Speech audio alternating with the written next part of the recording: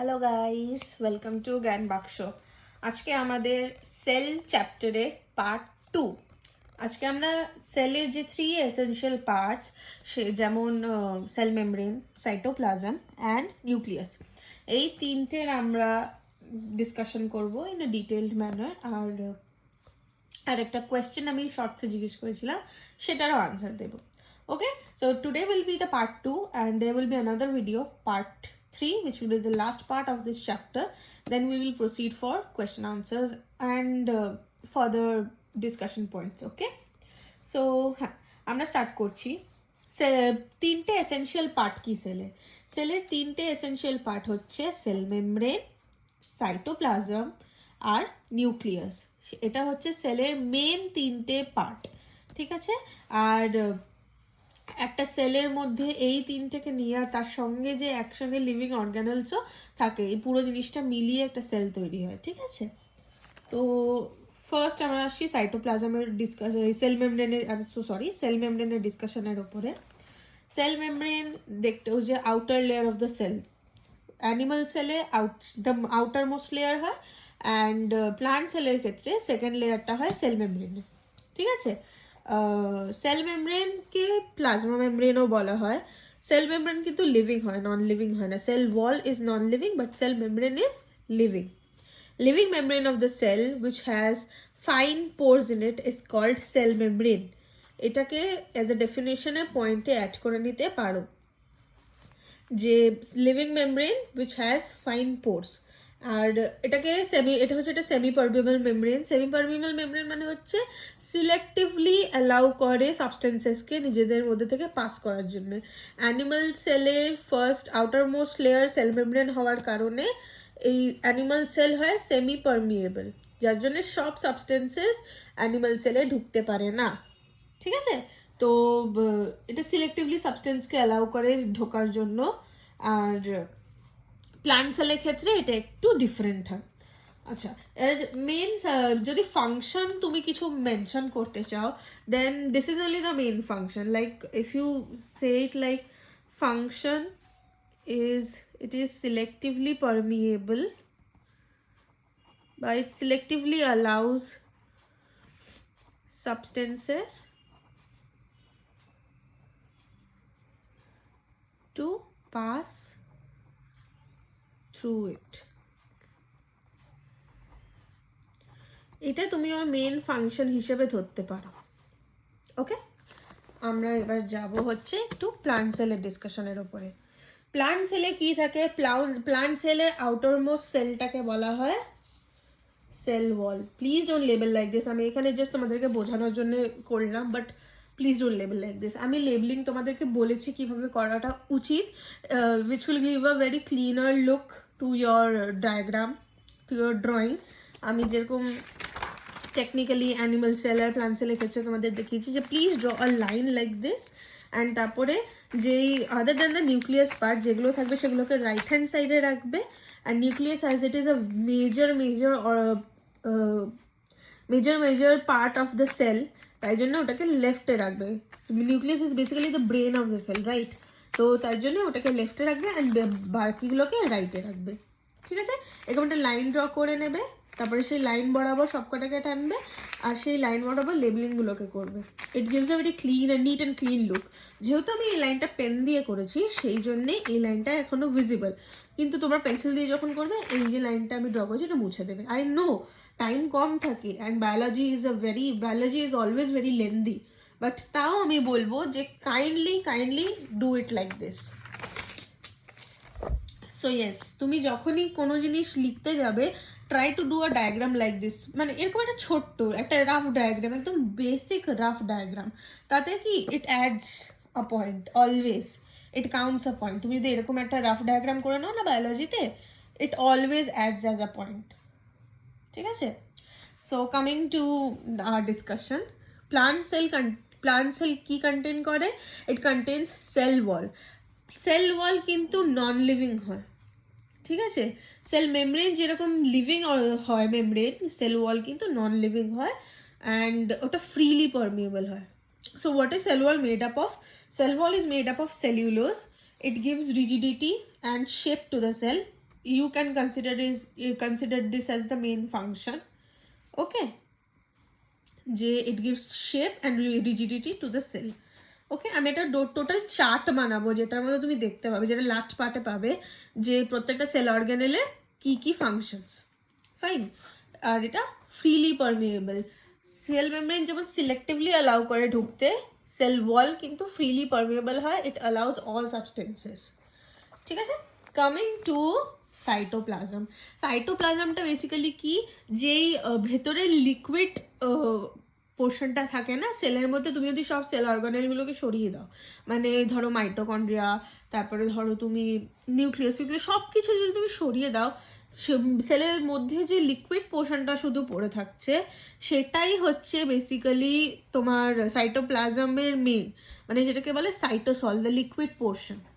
Okay, so coming two it is a semi liquid substance, মানে এটা fully liquid হয় না, এটা সেমি সলিড সেমি লিকুইড একটা সাবস্টেন্স হয় সেলের মধ্যে। আর ওর মেন ফাংশন কি সাইটোপ্লাজমের মধ্যে যেই এনজাইমসগুলো ক্যাটালাইজড হয়, সেই রিয়াকশনগুলো কিন্তু সাইটোপ্লাজমের মধ্যেই ক্যারি আউট হয়। যে কেমিক্যাল রিয়াকশনসগুলো হয় সেলের মধ্যে না, সেইগুলো ক্যারি আউট হয় হচ্ছে সাইটোপ্লাজমে। You can consider it as the main function. All the chemical reactions of cell takes place here. Reactions catalyzed by enzymes occur in it. ঠিক আছে? The part of the cytoplasm other than cell organelles is called cytosol, যেটা আমি এক্ষুনি বললাম। এটা কিন্তু mainly liquid মিডিয়ামই হয়। Okay, coming to the answer of the question which I asked in my short, যে ABCDEF এর লেবলিং আমি এখানে ভুল করে একটু এদিক ওদিক করে দিয়েছিলাম বলে ওপর নিচে লিখে দিয়েছি।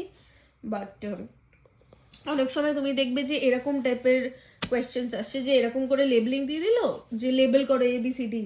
আমাদের সময় এটা ডেফিনেটলি ছিল, তো তোমাদের সময় থাকার হাই চান্সেস আছে। Okay, so what is a is nuclear poor.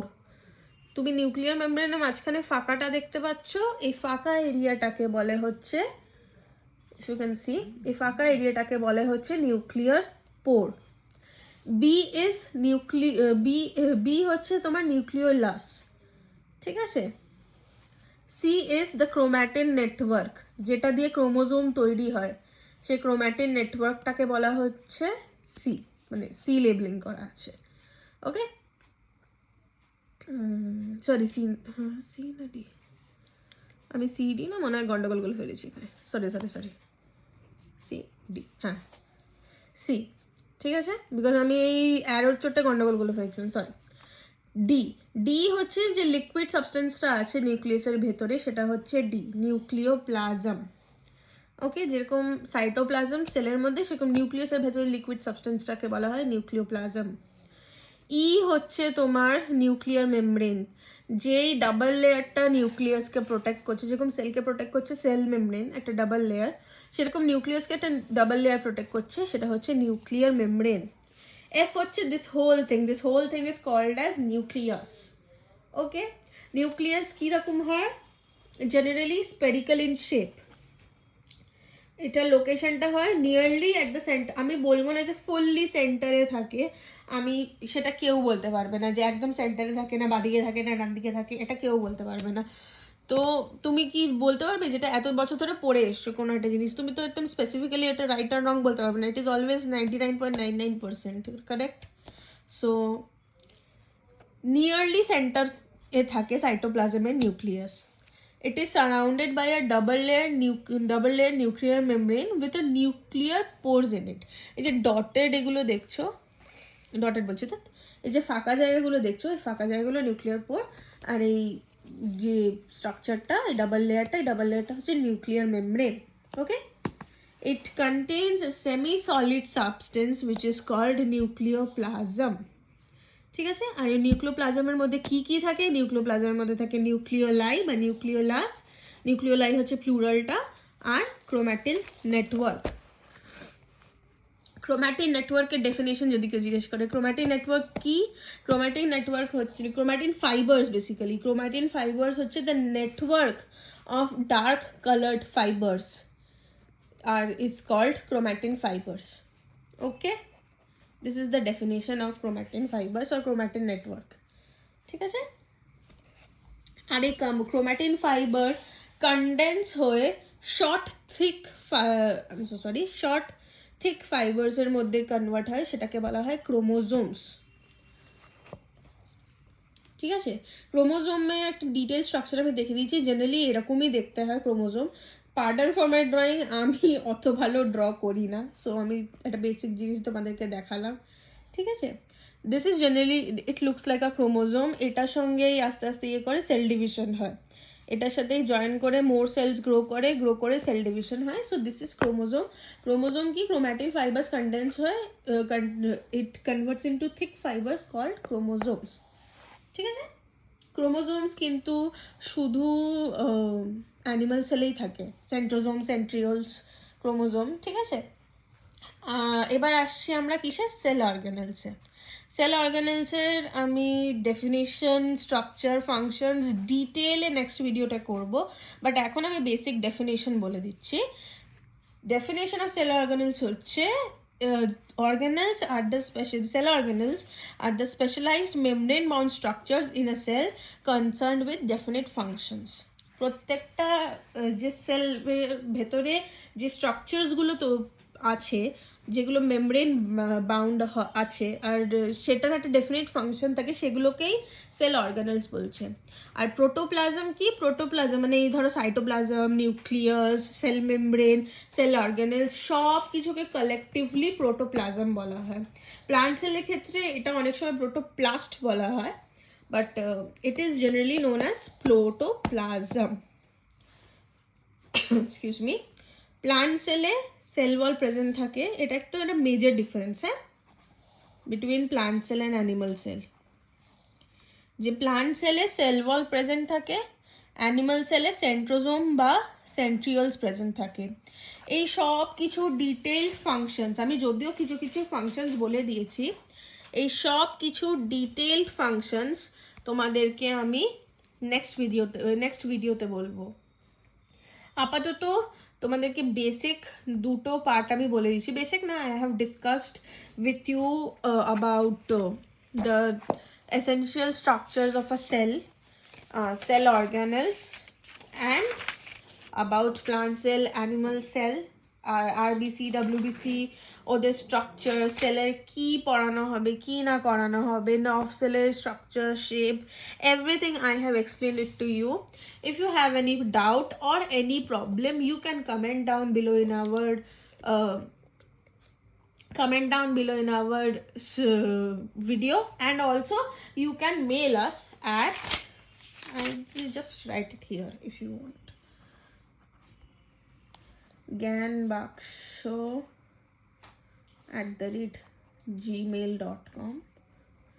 okay, এখানে মেল করতে পারো if you have any queries. Other than that, you can definitely comment and we will help you out. Yes, like, share and subscribe, and don't forget to press the bell icon. আমাদের next video আসবে আবার next Sunday, but তার আগে আমরা shorts দিতে থাকবো, funny quizzes দিতে থাকবো, অ্যান্ড আমরা অনেক কিছু নিয়েই কথা বলবো। So until that, stay tuned, bye bye.